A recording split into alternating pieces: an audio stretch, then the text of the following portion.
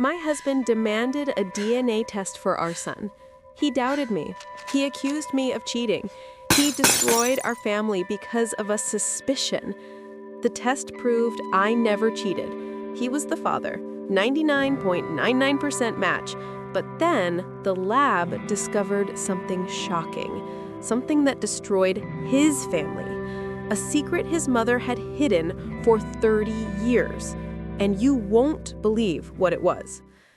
I never imagined that a simple question could destroy not only my marriage, but reveal a secret that would shake an entire family. My name is Mariana. I'm 35 years old. For 8 years, I believed I had built a perfect life with Felipe. We met in college, fell in love quickly, and got married 3 years later in a simple but loving ceremony. Or at least that's what I thought. Our son Gabriel was born 2 years after the wedding. He was the most beautiful thing that ever happened to me. That little baby with light eyes and brown hair lit up our lives in a way I never imagined possible. Felipe was a present father from the beginning. He would wake up at dawn to help with bottles, change diapers, sing lullabies with that off-key voice that made me smile. But there was one person who never showed the same enthusiasm for Gabriel's arrival. My mother-in-law, Beatrice. From the beginning of my relationship with Felipe, I noticed a certain coldness from her.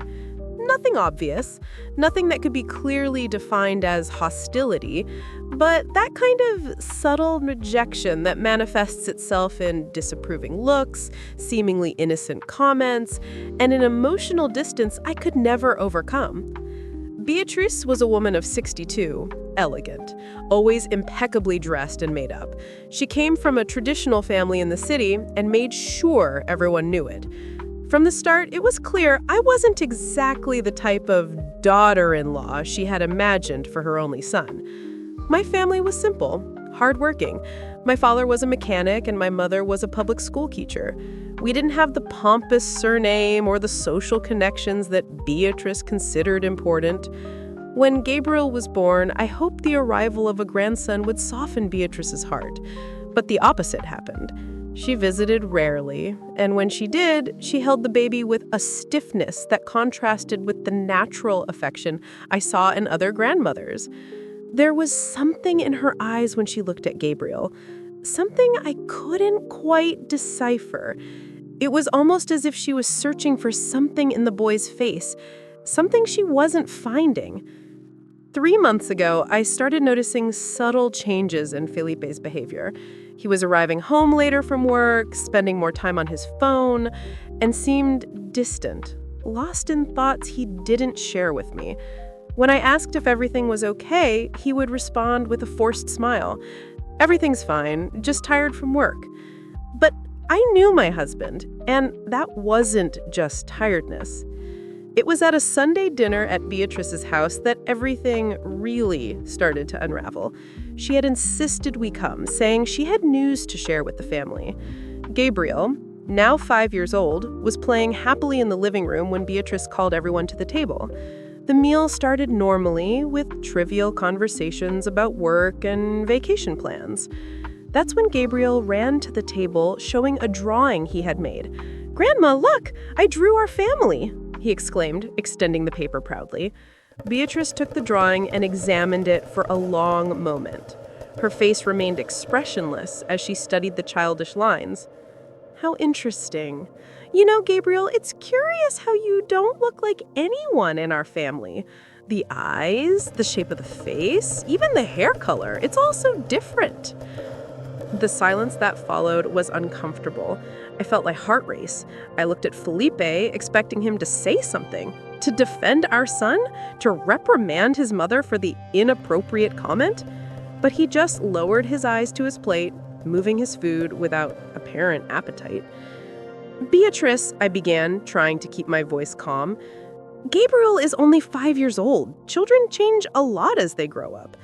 "Of course," but she replied, but her smile didn't reach her eyes. "But it's true that he didn't take after you or Felipe. The eyes, the shape of the face, even the hair color. It's all so different." On the way back home, Felipe drove in silence, his hands gripping the steering wheel tightly. "Aren't you going to say anything about what your mother said?" I finally asked, frustration evident in my voice. Felipe sighed deeply. "She was just making a comment, Mariana. You don't need to turn this into a drama." "A comment, Felipe? She insinuated that our son isn't from your family." "That's not what she said," he retorted, but his voice sounded defensive. "That's exactly what she insinuated, and you know it." In the following weeks, the situation only got worse.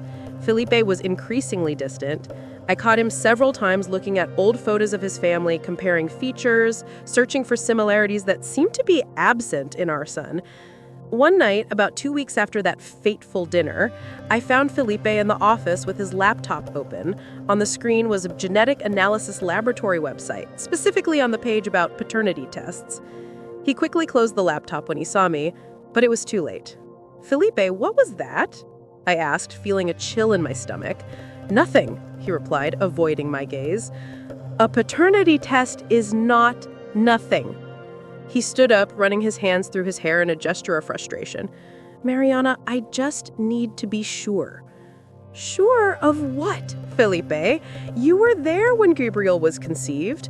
You were by my side during the entire pregnancy. You held our son in your arms moments after he was born, and now you need to be sure?" "My mother is right," he said, and each word was like a dagger. "Gabriel really doesn't look like anyone in the family, and you have to admit there are things we never talked about properly. That trip you took alone to the conference 6 months before getting pregnant? I couldn't believe what I was hearing. You're accusing me of cheating, Felipe? Seriously?" "I'm not accusing," he insisted, though his words did exactly that. "I'm just want to clarify so we can move forward without this shadow over us." I felt tears burn my eyes. "The only shadow over us is the paranoia your mother planted in your head. She never accepted me, never liked me, and now she's found the perfect way to destroy me, to destroy our family." "This has nothing to do with my mother," he defended himself, but even he didn't seem to completely believe it. "It has everything to do with her. Before that dinner, you never questioned Gabriel's paternity. Never. And suddenly, after a poisonous comment from her, you're researching DNA tests?" Felipe sank into the chair, looking exhausted. "I just need peace, Mariana. I need to eliminate this doubt from my head. Please understand?" But I didn't understand. I couldn't comprehend how the man I loved, who had been my partner for so many years, could doubt me this way. 3 weeks later, Felipe came home from work carrying a white envelope, holding it with slightly trembling hands. "Mariana, we need to talk," he said, his voice tense. I turned off the stove and faced him. "About what?" He placed the envelope on the kitchen counter. "I scheduled the DNA test. It's tomorrow at 10 in the morning. Me, you, and Gabriel." I felt as if the floor had disappeared beneath my feet. I knew this moment would come, but somehow I still hoped Felipe would come to his senses. "You're really going to do this?" I asked, my voice coming out weaker than I intended. "I need to," he replied, but he avoided looking directly at me. "I can't move forward while this doubt exists." The anger I had been holding in for weeks finally exploded. "What doubt, Felipe? The only doubt that exists is in your head, put there by your manipulative mother. Don't bring my mother into this," he defended himself, finally raising his eyes. "She's been in this from the beginning. You think I didn't notice? She never accepted me, never thought I was good enough for you. And now she's found the perfect way to destroy me, to destroy our family." The next morning arrived heavy and gray, as if the sky itself reflected the mood inside our house. At the laboratory, a friendly nurse received us and explained the procedure. It would just be a saliva collection, quick and painless. The entire process took less than 15 minutes. "The results will be ready in 10 business days," the nurse explained. "You'll receive them by email and can also pick up a physical copy here." 10 days. 10 days until the truth was revealed and our life could, perhaps, get back on track. Or not. But a week after the collection, the laboratory called requesting that Felipe come back for a new collection. Some genetic markers showed unusual results, the attendant said. We'd like to redo the test to ensure accuracy. What did that mean? Had there been some error? The next day, we returned to the laboratory. But this time, we were received not by the friendly nurse, but by a middle-aged man in a white coat who introduced himself as Dr. Enrique Moreira, the laboratory's technical director. "Thank you for coming," he said, shaking our hands and leading us to a private room. "I know the situation must be causing anxiety, so I'll be direct." He opened a folder on the table, revealing pages full of numbers and graphs that made no sense to me. "We performed the paternity test as requested, and I can confirm, without a shadow of doubt, that Mr. Felipe is Gabriel's biological father. The compatibility is 99.99%. I felt a wave of relief, so intense, it almost made me collapse. I looked at Felipe, expecting to see the same feeling on his face, but he seemed dazed, slowly processing the information. "So why did you call us back?" I asked, my voice trembling with contained emotion. Dr. Moreira exchanged an uncomfortable look with the assistant in the room. "Well, during the analysis of the genetic markers, we noticed something unusual. Something that has no direct relation to the paternity test you requested, but that we considered important to bring to your attention." "What kind of unusual thing?" Felipe asked, finally finding his voice. The doctor hesitated, clearly choosing his words carefully. "Mr. Felipe, when analyzing your genetic markers and comparing them with Gabriel's, we noticed discrepancies in relation to expected family patterns.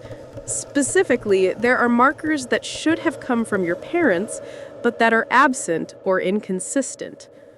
"I don't understand," Felipe said, frowning. Dr. Moreira took a deep breath.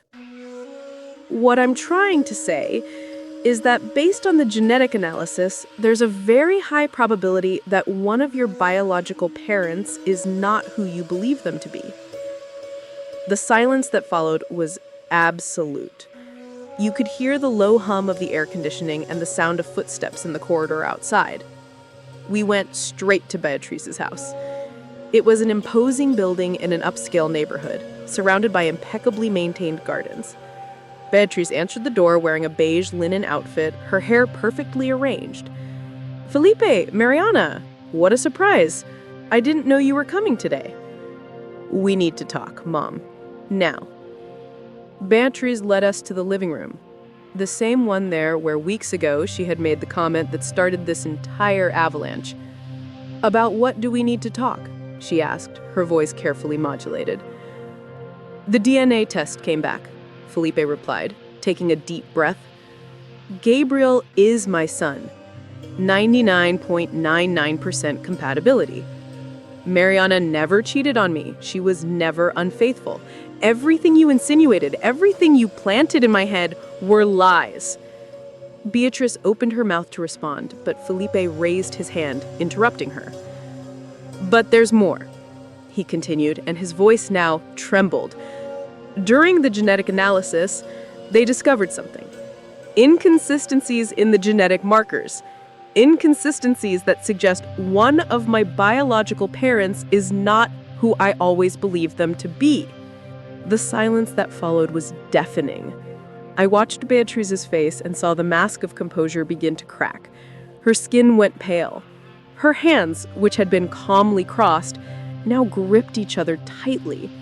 "This is ridiculous," she finally said, but her voice came out less firm than she probably intended. "There must have been some error at the laboratory."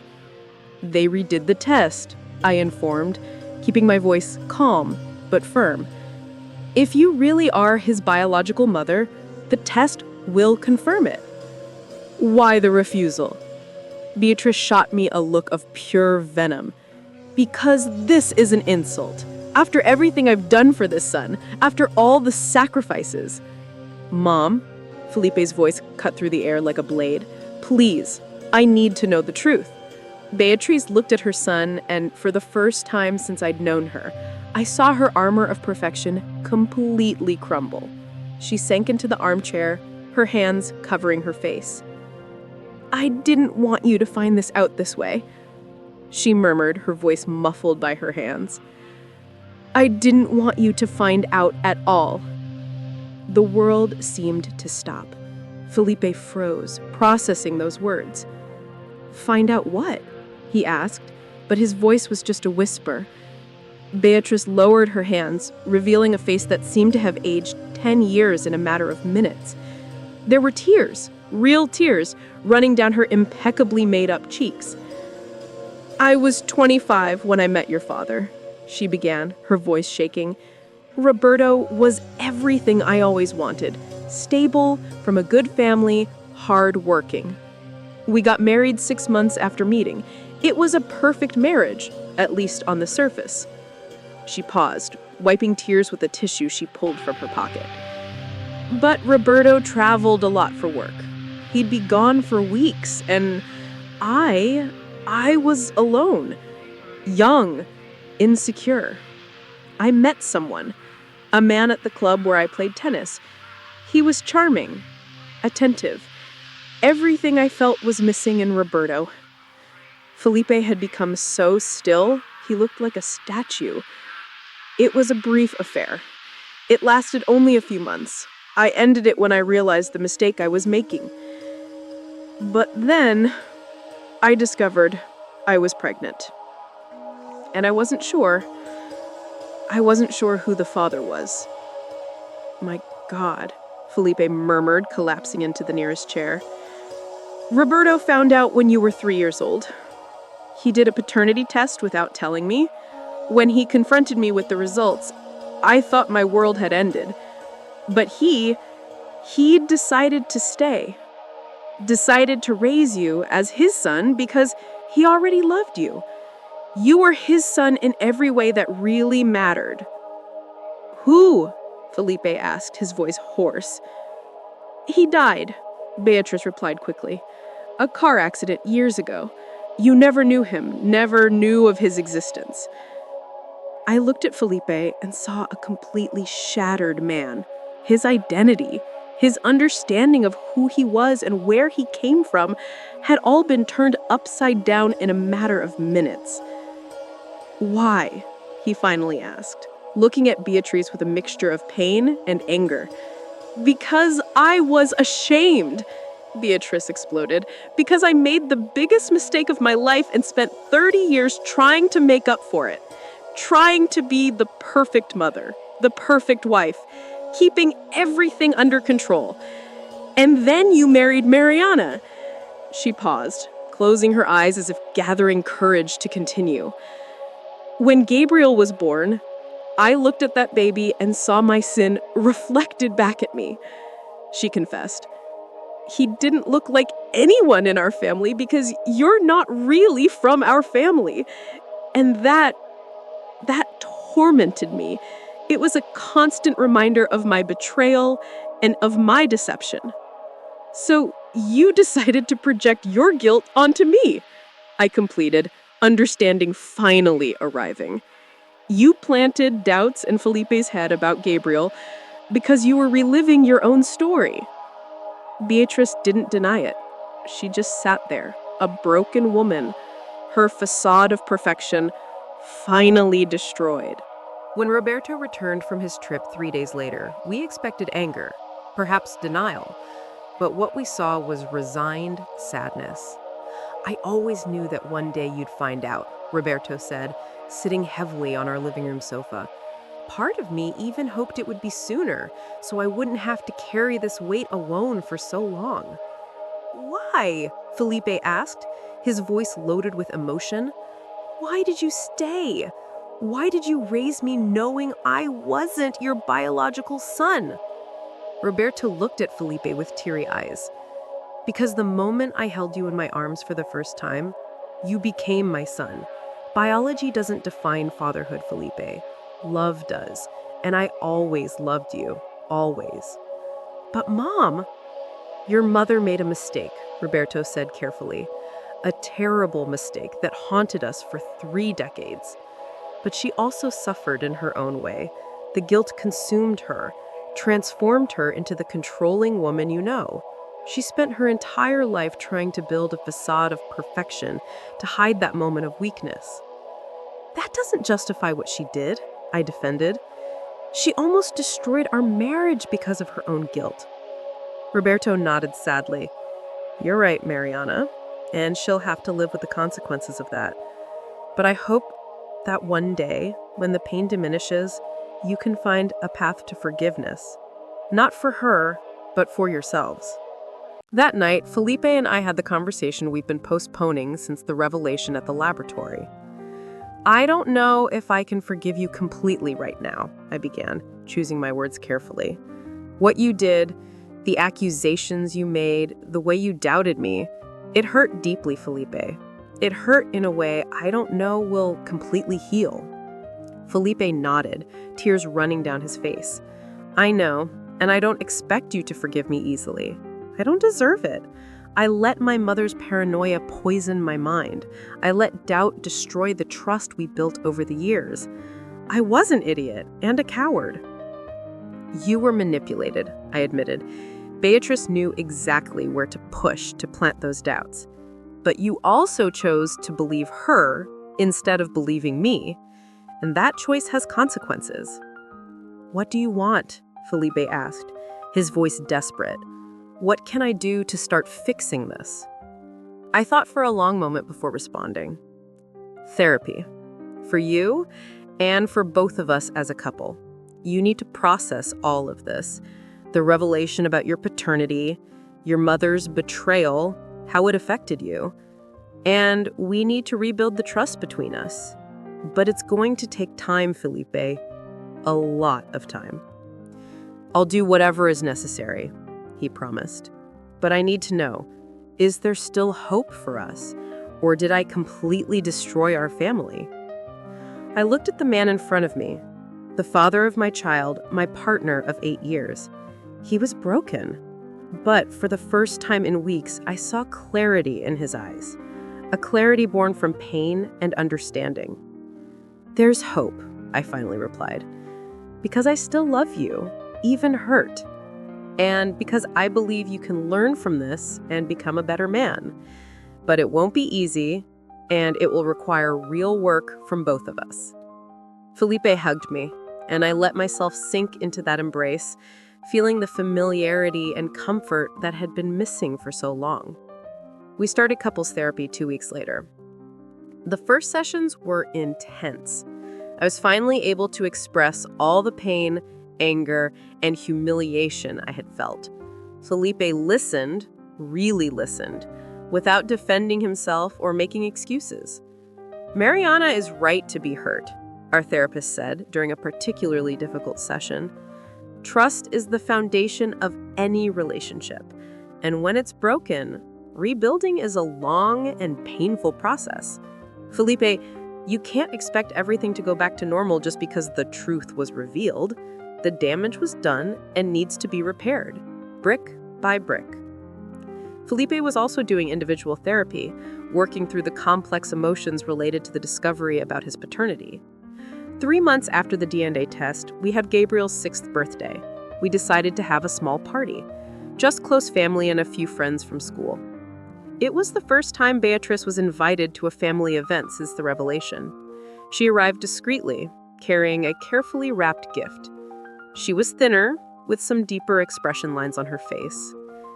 "Thank you for allowing me to be here," she said when she arrived at the door. There was no trace of the arrogance that used to characterize her, just genuine humility. "It's Gabriel's birthday," I replied neutrally. He wanted his grandmother to be present. The party went on without incidents. Beatrice kept to the background, observing more than participating. It was only at the end, when most of the guests had already left, that she approached me. "Mariana, I know I have no right to ask this," she began, her voice trembling slightly, "but I'd like to talk with you.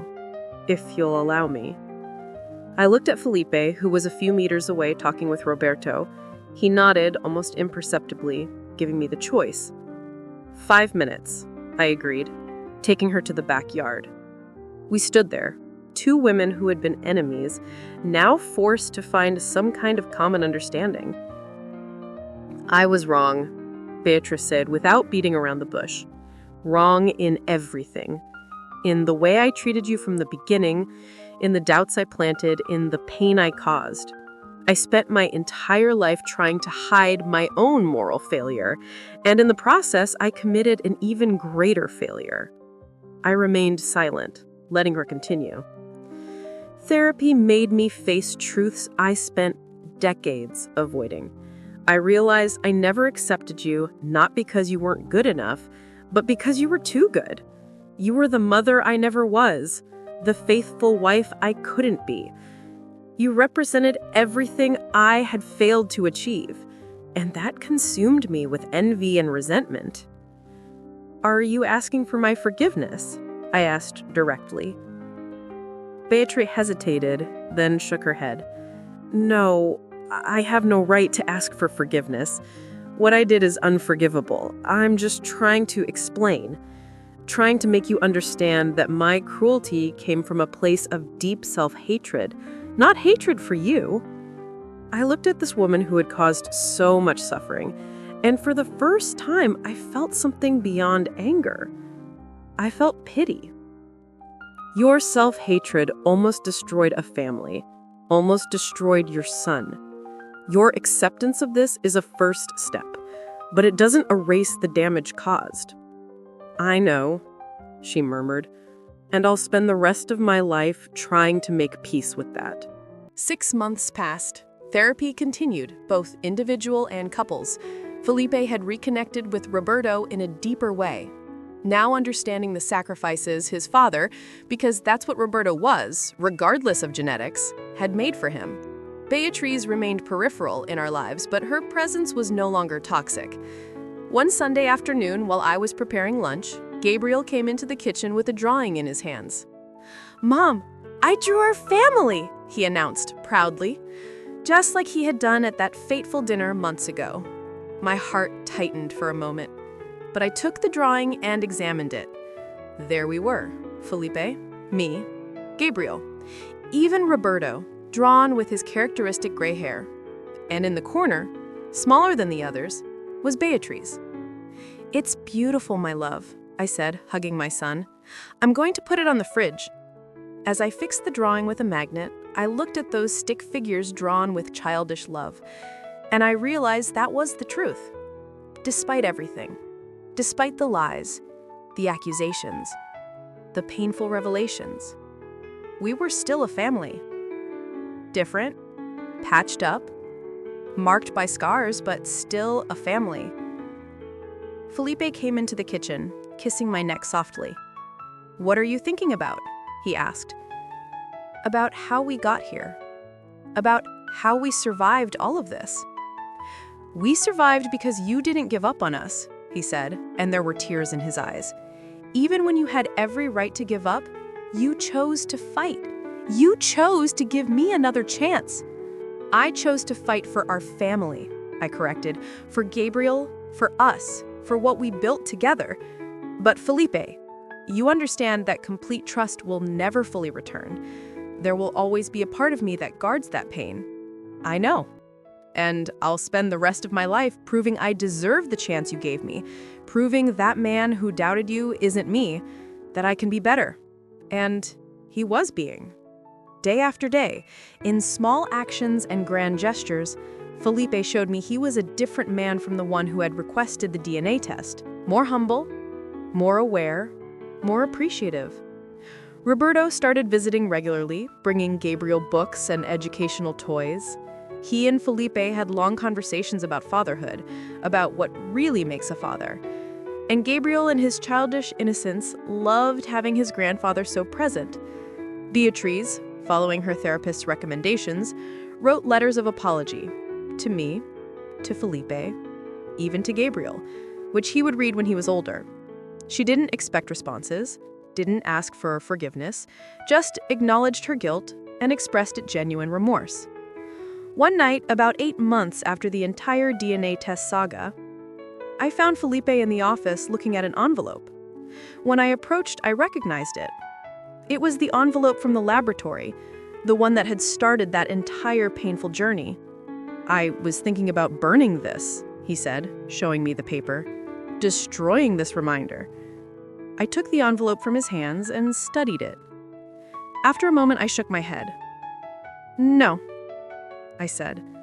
"Keep it, not as a reminder of the pain, but as a reminder that we survived. That the truth, however painful, is always better than a lie. And that true love can survive even the worst storms."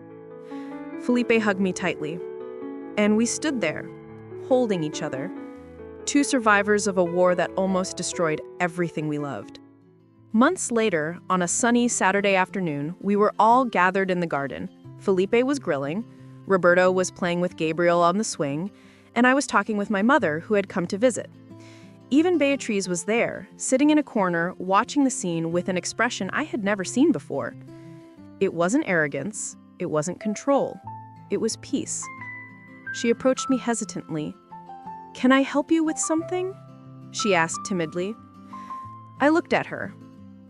At this woman who had been my enemy, who had almost destroyed my family, but who was now trying to redeem herself. "Can you prepare the salad?" I replied simply. The smile that lit up Beatriz's face was genuine. It was a small gesture, but it meant acceptance. Not complete forgiveness, but acceptance. While we worked side by side in the kitchen in a comfortable silence, I realized we had come a long way. From enemies to two women who shared love for the same family. We weren't friends. Maybe we never would be. But we had found a way to coexist, a way to build something new on the ruins of the past. Later, when the sun was beginning to set and everyone was gathered at the garden table, Gabriel asked to make a toast. "A toast to family!" he exclaimed, raising his juice cup. Everyone laughed and raised their glasses. "To family!" we repeated in unison. Looking around that table, I saw faces I loved. Faces marked by pain, but also by resilience. Faces that had gone through the darkest storm and emerged on the other side. I saw Felipe, the man who made a terrible mistake, but who worked every day to be better. I saw Roberto, the father who chose love over biology, who taught me that family is more than blood. I saw Beatriz, broken and humble, finally facing her own truths. And I saw Gabriel, our son, the reason we fought, the reason we didn't give up. That night, after everyone had left and Gabriel was asleep, Felipe and I stayed on the porch, watching the stars in silence. "Thank you," he said suddenly, "for not giving up on me, for giving us a second chance. Thank you for fighting, for becoming the man I knew you could be." He kissed me, and in that kiss there was gratitude, forgiveness, and love. A love that had been tested to its limits and survived. No longer innocent, no longer naive, but stronger, more real, more true. Because in the end, the DNA test gave us more than just results. It gave us clarity. It forced us to face painful truths. But it also showed us what we were made of. And we discovered we were made of love, of forgiveness, of resilience, and the will to fight for what really matters, our family.